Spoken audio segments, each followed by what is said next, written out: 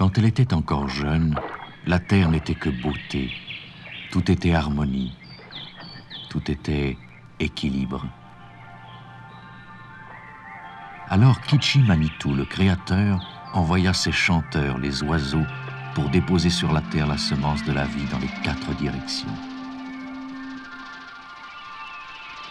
Et l'enfant qui devint homme s'inspira des oiseaux pour créer la musique. C'est pourquoi la musique est magie, capable de ramener chaque enfant vers l'oiseau jusqu'au monde des esprits. Chez les Indiens Ojibwés du Grand Lac Huron, la naissance d'un garçon était toujours une chose très importante. Surtout pour Ménominé, qui attendait cet événement depuis tant d'années.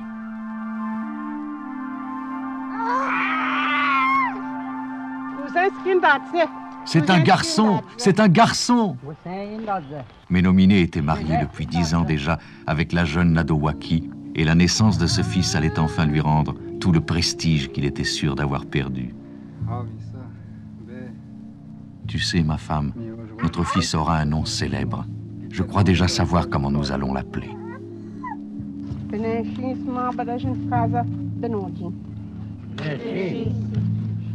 Alors, celui ou celle qui avait reçu des esprits une révélation était seul autorisé à brûler des feuilles de tabac tout en prononçant dans les 4 directions le nom du nouveau-né.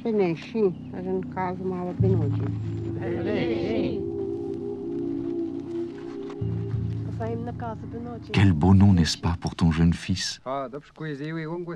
Mais Bneshi veut dire petit oiseau. De toute façon, j'en ferai quand même un grand guerrier.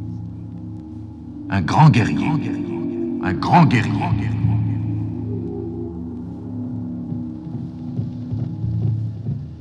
Tout au long de son enfance, et jusqu'à l'âge de 7 ans, Bneshi avait entendu son père lui répéter cette phrase.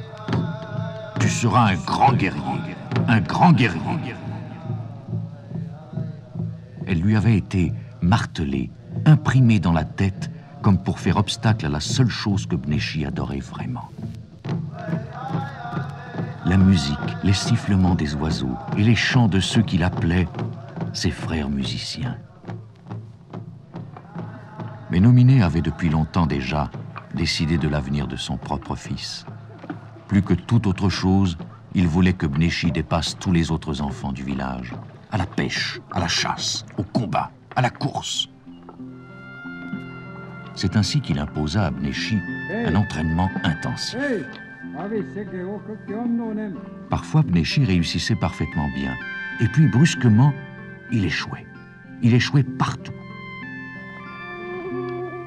Et le pauvre Bneshi, cet enfant qui était musicien dans l'âme, rentrait presque tous les soirs en pleurant.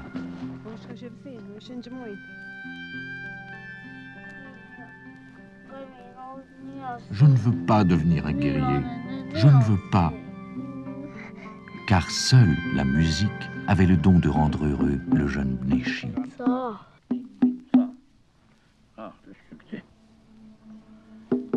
Ménominé accablait son fils de reproches, jusqu'au jour où, finalement, quelques saisons plus tard, Ménominé réalisa que son fils ne deviendrait jamais le chef de sa communauté. Si Bneshi est un incapable sur le plan physique, pensa-t-il, peut-être, puisqu'il est maintenant plus grand, qu'il excellera sur le plan moral.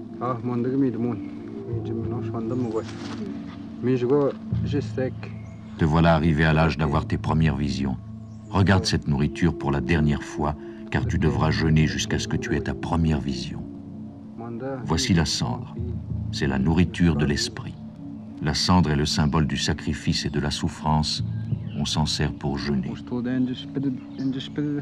Nous allons nous rendre à cet endroit là-haut.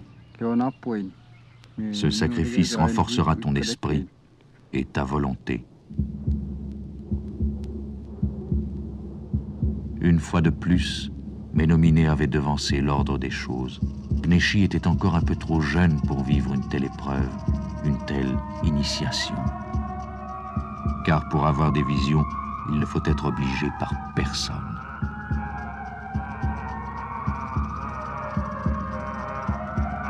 Quatre jours plus tard, Ménominé revint voir son fils. Alors, est-ce que tu as eu ta vision? Mon père, je n'ai pas réussi. Alors tu ne mangeras pas et tu resteras ici jusqu'à ce que tu l'aies. Mais Bnéchi ne pensait qu'au chant des oiseaux, à leur musique extraordinaire. Il n'arrivait pas à oublier ce jour où son père avait fléché exprès devant lui un oiseau de buisson. Il se sentait coupable et surveillé aussi par ce curieux rouge-gorge. Non, je ne veux pas être un guerrier, je ne veux pas. Tu as raison, tu as bien raison, lui chantait le rouge-gorge.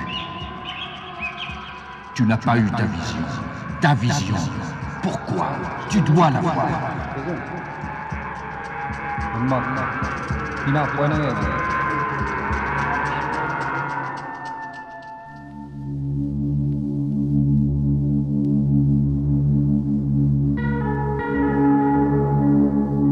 Et puis brusquement, le ciel tout entier s'enflamma. Une couleur d'un jaune d'or étincelant pénétra jusque dans le cœur même de Bnéchi. Et ses yeux devinrent lourds, très lourds.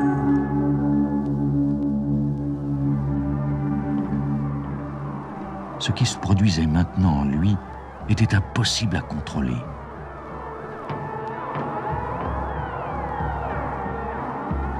Ta vision, ta vision, ta vision.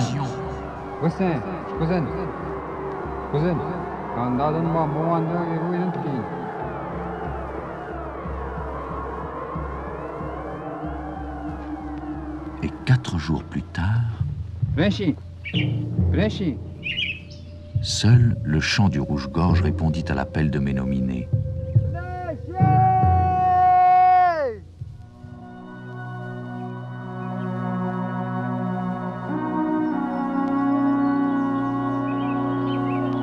Les jours qui suivirent, Ménominé chercha inlassablement son enfant, refaisant sans cesse le même chemin, s'arrêtant aux mêmes endroits, scrutant l'horizon dans toutes les directions. Ménominé se décourageait de revoir son fils, mais il ne pouvait pas s'empêcher de retourner sur le lieu des visions.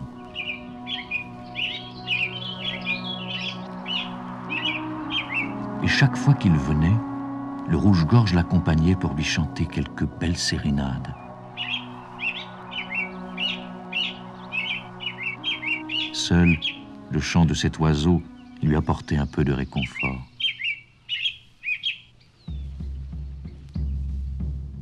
Mais l'image de Bnéchi hantait les terribles nuits de Ménominé. Et un beau matin, alors que tout le monde dormait encore, Ménominé entendit à nouveau le chant du rouge-gorge. Cette fois, l'oiseau était allé jusqu'à construire son nid en plein cœur du village, comme pour se rapprocher exclusivement de lui. Mais malgré cela, Ménominé ne se consolait vraiment pas. Il ne parvenait plus à combler le vide laissé par la disparition de son fils. Ce fils qu'ils avaient tant aimé, tant protégé, sa femme et lui, quand il n'était encore qu'un tout petit enfant fragile.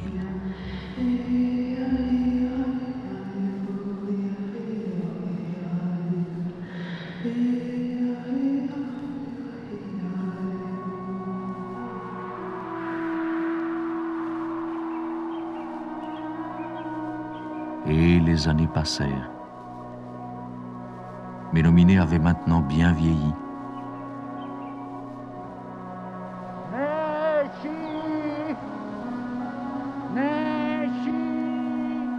Un jour, alors qu'il était vraiment fatigué d'avoir marché et appelé Bnéchi sur le haut des falaises, il s'endormit pour la première fois de sa vie sur le lieu des visions.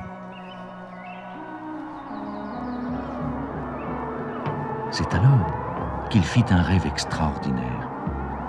Le visage de Bnéchi était devant lui qui se transformait et scintillait comme éclairé par une lumière magique venue du firmament.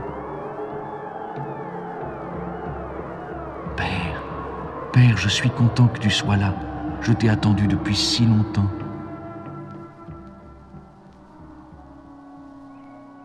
Pendant ma méditation, je fus envahi de chansons et de musique. Et quand j'ai ouvert les yeux, je me promenais dans le ciel. J'étais en train de me transformer en rouge-gorge et je chantais de bonheur.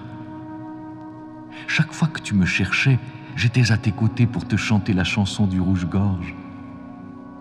Alors j'ai vu ton réconfort. J'ai compris que le chant était l'expression supérieure de l'esprit.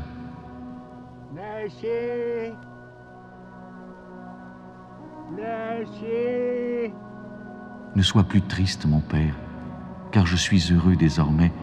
Je suis Pitchi, le rouge-gorge.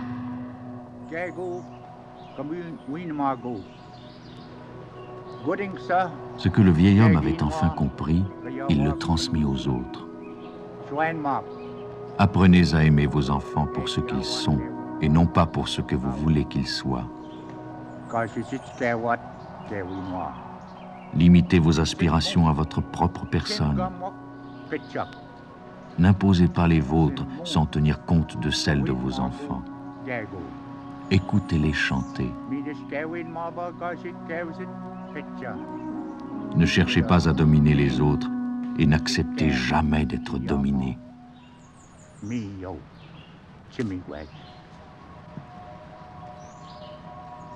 Et quand le vieil homme mourut, son fils l'accueillit dans la terre des esprits. Et les fils et les filles de Pitchi le rouge-gorge continuèrent de chanter pour le bonheur et le cœur de tous les Indiens.